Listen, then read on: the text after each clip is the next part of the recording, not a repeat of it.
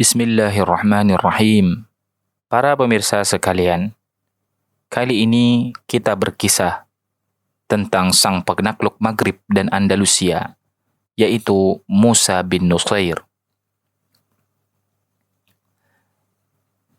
Ikhwati fillah, di dalam episode kali ini, kami mengajak Anda untuk menyimak biografi singkat Al-Imam Al-Kabir, Musa bin Nusair, sang penakluk Andalusia, yang kini namanya adalah Spanyol. Pernahkah Anda mendengar tentangnya? Jika belum, marilah kita simak biografi ringkas sebagai berikut. Dialah Musa bin Nusair yang lahir tahun 19 Hijriah, seorang panglima yang disegani, ahli siasat, dan lelaki yang bertekad bulat.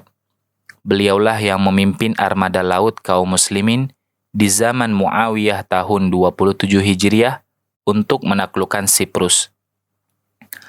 Dan setelah berhasil menguasainya, beliau membangun berbagai benteng pertahanan di dalamnya.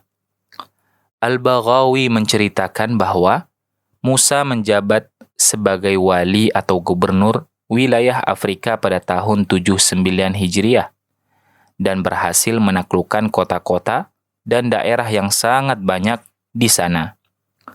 Beliau jugalah yang berhasil menaklukkan negeri Andalusia, sebuah negeri di wilayah Spanyol yang memiliki banyak kota, desa, dan perkebunan. Seiring dengan masuknya Andalusia ke pangkuan Islam, beliau menawan sejumlah besar musuh dan mendapat ghanimah yang tak terhitung banyaknya, baik dari emas, permata yang tak ternilai.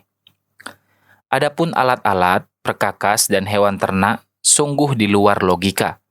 Demikian pula dengan anak-anak dan wanita cantik yang jatuh sebagai tawanan. Demikian banyak jumlahnya. Belum pernah sejarah mencatat kaum muslimin mendapat tawanan yang demikian banyaknya. Selain penakluk, Musa juga seorang da'i yang ulung. Berkat jasanya lah penduduk Maghrib, Afrika Utara, masuk Islam. Beliau juga mengajari mereka tentang Al-Quran. Konon, tiap kali pasukannya bergerak, mereka membawa ghanimah di atas punggung sapi. Sehingga banyaknya, atau saking banyaknya, dan tidak mampu lagi diangkat oleh kendaraan. Selama penaklukannya, Musa tergolong panglima yang bernasib baik. Konon dikisahkan bahwa tatkala menaklukkan Andalusia, ada seseorang yang berkata kepadanya, "Utuslah sejumlah pasukan bersamaku, niscaya akan kutunjukkan kepadamu harta karun yang agung." Maka Musa mengutus sejumlah pasukan bersama orang tersebut ke suatu tempat.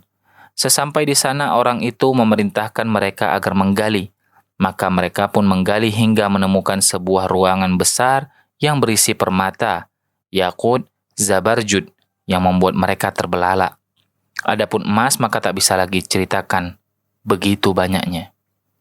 Ibnu Asyakir meriwayatkan bahwa ketika Musa berkunjung ke Damaskus, Umar bin Abdul Aziz bertanya kepadanya tentang kejadian paling ajaib yang pernah dialaminya selama berperang di lautan. Maka Musa mengisahkan sebagai berikut, "Suatu ketika kami sampai di sebuah pulau. Di sana kami mendapati ada 16 buah kendi yang disegel dan dicap oleh Sulaiman bin Dawud alaihi salam. Maka kuperintahkan agar mengambil 4 darinya dan melubangi salah satunya.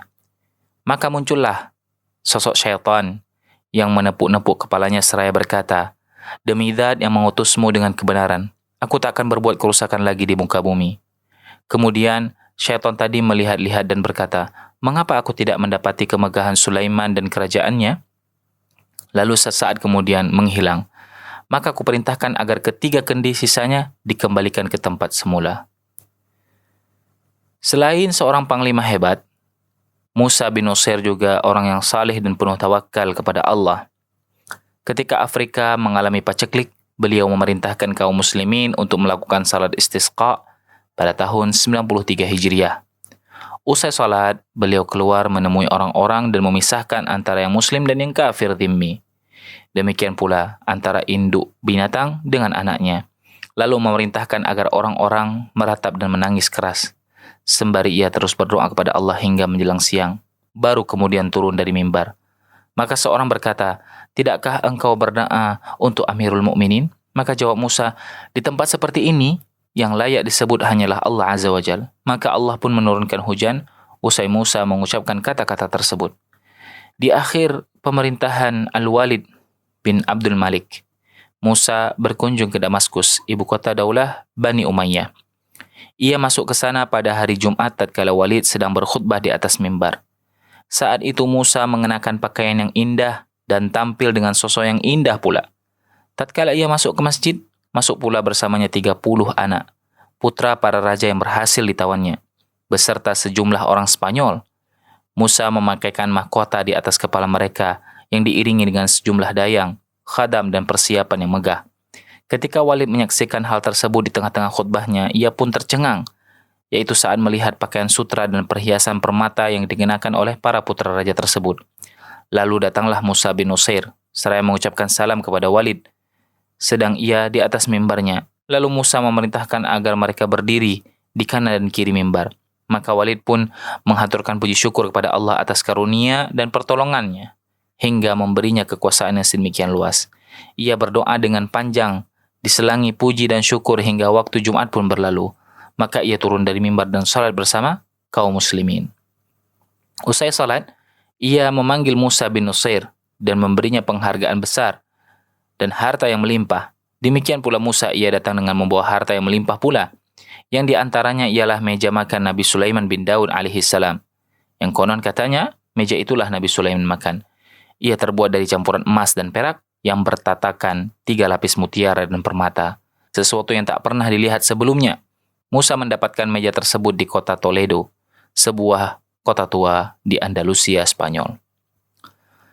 Dikisahkan bahwa Musa pernah mengutus anaknya yang bernama Marwan dengan sejumlah pasukan, hingga mereka berhasil menawan 100.000 orang. Lalu mengutus keponakannya dengan sejumlah pasukan lain dan berhasil menawan 100.000 orang dari suku Barbar. Maka ketika ia menulis surat laporannya kepada Khalifah Walid dan menyebutkan di sana bahwa 1/5 dari ghanimahnya ialah 40.000 orang tawanan, orang-orang berkomentar, bodoh sekali dia. Bagaimana mungkin 1/5-nya adalah 40.000 orang? Lalu omongan itu pun sampai kepada Musa, maka ia mengirimkan 40.000 orang tawanan yang merupakan 1/5 dari seluruh tawanan. Sungguh, belum pernah terdengar dalam sejarah Islam jumlah tawanan sebesar yang didapatkan oleh Musa bin Nusair. Selama penaklukan Andalusia, Musa banyak menyaksikan keajaiban. Ia mengatakan, andai saja orang-orang menurut kepadaku, niscaya akan kupimpin mereka untuk menaklukkan kota Rumia, yaitu kota terbesar di Eropa, hingga Allah menaklukkannya lewat tanganku insya Allah. Dalam kunjungan lainnya kepada Khalifah Walid, Musa membawa bersamanya 30.000 orang tawanan, selain yang kita sebutkan tadi, dan itu adalah ghanimah dari peperangan terakhir di wilayah Maghrib. Saat itu ia datang membawa harta, pusaka, mutiara dan permata yang tak terhingga dan tak terlukiskan. Semenjak itu Musa tetap tinggal di Damaskus hingga Walid wafat dan digantikan oleh Sulaiman bin Abdul Malik. Akan tetapi Sulaiman justru mengkritik Musa dan memenjarakannya di istana, sembari menuntut sejumlah besar harta darinya. Musa tetap berada dalam tahanan Sulaiman hingga Sulaiman berangkat haji dengan orang-orang di tahun 98 Hijriah dan membawa Musa bersamanya. Maka Musa akhirnya wafat di Madinah atau di Wadil Qura dalam usia mendekati 80 tahun. Ada pula yang mengatakan bahwa ia wafat di tahun berikutnya. Wallahu alam, semoga Allah merahmati dan memaafkan dengan kasih sayangnya. Demikianlah ikhwah fillah sekelumit kisah tentang biografi Musa bin Nusair, sang penakluk agung. Semoga Allah memunculkan kembali orang-orang seperti itu pada generasi kita dan mengembalikan kejayaan kaum muslimin di tangan mereka. Allahumma amin. Wallahu a'lam bis-shawab. Assalamualaikum warahmatullahi wabarakatuh.